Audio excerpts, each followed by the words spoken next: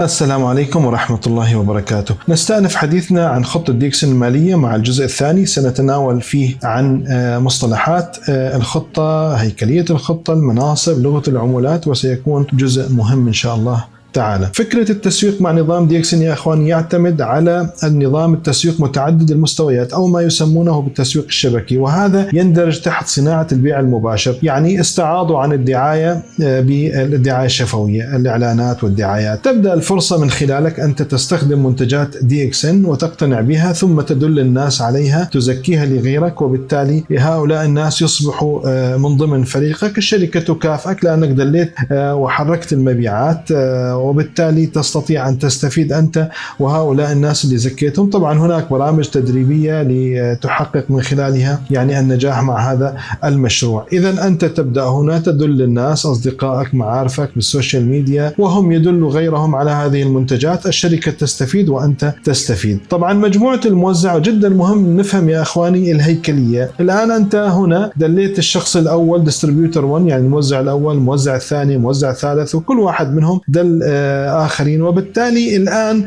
هذا الشخص الأول اللي دليته وسجل تحت اسمك مباشرة يسمى خط أول، هذا يعتبر خط ثاني D2، هذا يعتبر خط ثالث. تمام؟ يعني مثل أولادك، ولد أول، ولد ثاني، ولد ثالث. تمام؟ الآن هذا يعتبر جيل أول اللي هم مباشرين تحتك، يعني كما الأبناء، والأحفاد يعتبروا صاروا جيل ثاني، هذا الخط الثاني عندك، هذا خط ثالث، رابع، خامس. فإذا هذه فكرة الخط والجيل. الآن دعونا نتكلم عن بعض المصطلحات اللي نتناولها في الخطة. البي في هي النقاط، يعني كل منتج عليه قيمة نقطية تختلف من منتج إلى آخر. طبعا هاي بتفيدنا بالاستحقاقات وبالمناصب، ولكن بالنسبة للأرباح والفلوس نستخدم الاس في اللي هي سيل فاليو، قيمة مبيع النقطة. طبعا هذا بيكون محدد في كل دولة من الدول، لكل منتج في بي في محدد وفي اس في محدد. البي بي في هي بيرسونال بوينت فاليو، هي نقاطك الشخصية اللي بتحققها خلال الشهر. البي اس في بيرسونال سيل فاليو هي يعني قيمة المبيعات اللي بتحققها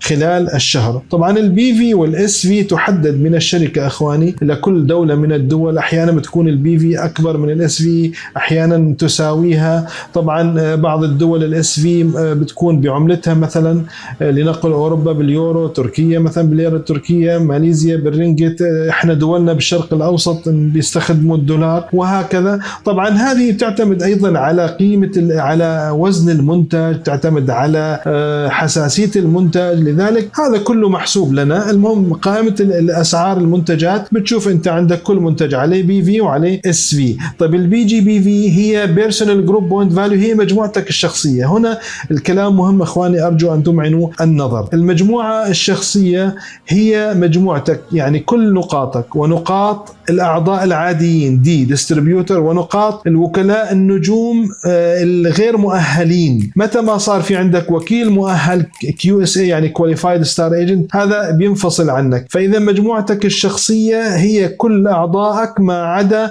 الوكلاء النجوم المؤهلين، هذا لا يعتبر من ضمن نقاط مجموعتك الشخصيه. البي جي اس في طبعا هي قيمه المبيعات، يعني دائما البي في والاس في هي واحده للنقاط وواحده لقيمه المبيعات، يعني لمجموع النقاط الشهريه. اذا فهمنا معنى المجموعة الشخصية، سنستخدمها كثيرا. ايضا الدي جي بي في هي دايموند جروب بوينت فاليو، هي مجموعة الماسية الشخصية. ايضا يا اخواني هي نقاطك ونقاط كل الاعضاء ونقاط كل وكلاء النجوم ونقاط كل وكلاء النجوم الياقوتيين، حتى الماسيين غير المؤهلين. طبعا متى ما صار ماسي مؤهل يعتبر هاي مجموعة منفصلة عنك. اذا مجموعتك الماسية الشخصية هي هذه، تمام، باستثناء نقاط الماسي المؤهل المنفصل. الدي جي اس في دايموند جروب سيل فاليو. ارجو انه تنتبهوا جدا على المجموعه الشخصيه والمجموعه الماسيه الشخصيه.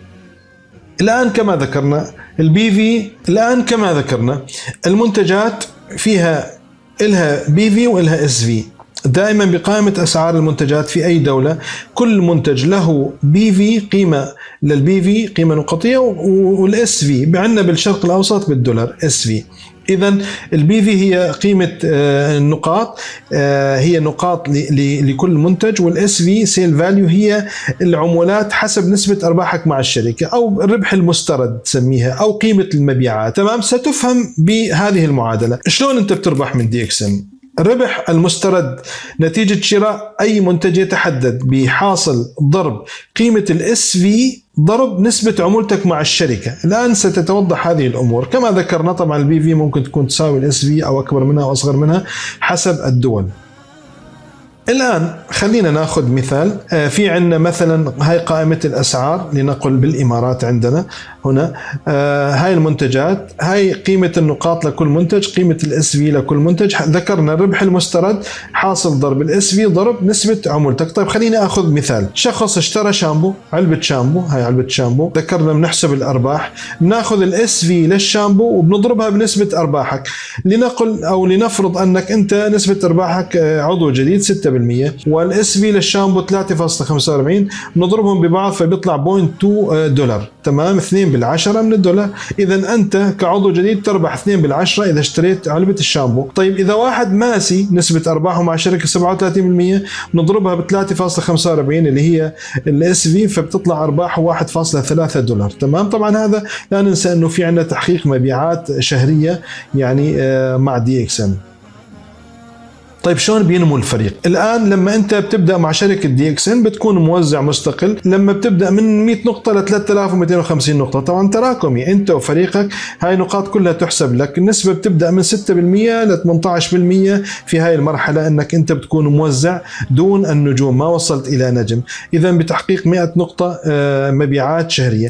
الآن لما توصل إلى 4500 نقطة منك ومن فريقك، فبتكون نسبة أرباحك إما 21 أو 25 حسب ما تكون. إذا كنت مؤهل يعني كواليفايد ستار ايجنت تكون 25%، اذا غير مؤهل 21%. طبعا هون التارجت لازم يكون 300 نقطة من المجموعة الشخصية. لا تنسوا شو المجموعة الشخصية، ذكرناها بالسلايد السابق. الآن لو دليت 3 أو ساعدت 3 من فريقك ليصبحوا وكلاء نجوم يعني كواليفايد ستار ايجنت، بالتالي تصبح ستار روبي. نسبتك بتكون من 31% ل 35%. تمام. طب لو ساعدت 6 من وكلاء النجوم أصبحوا بخطوط مختلفة، تصبح نجم ماسي، نسبة أرباحك مع الشركة 37%. لو ساعدت 20 شخص يصبحوا ماسيين، وبالتالي تصبح أنت سفير ملكي، وهي أعلى درجة في شركة دي اكس ان. طيب المناصب، ذكرنا أنه الماسي بيكون عنده 6 وكلاء نجوم. طبعا لو صار عندك ماسي تحت فريقك، يعني أنت لو كفلت ماسي واحد بسموك اكسكيوتيف ستار دايموند، يعني ماسي تنفيذي.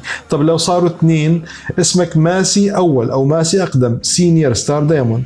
تمام. لو كانوا 4 بسموك دبل دايموند ماسي مزدوج، انت كفلت 4، صار عندك 4 ماسين بخطوط مختلفة. لو صاروا 6 تريبل دايموند، 6 ماسين بخطوط مختلفة. لو صاروا 8 فبالتالي جولد دايموند ماسي ذهبي. لو 10 ماسي ملكي. لو 20 سفير ملكي، وبالتالي تصبح سفير ملكي أعلى درجة بالشركة. ونقول لك مبروك، لأنك إن شاء الله طرقت أبواب الحرية المالية. هنا ينتهي الجزء الثاني. أخواني جزاكم الله خيرا لحسن استماعكم، والسلام عليكم ورحمة الله وبركاته.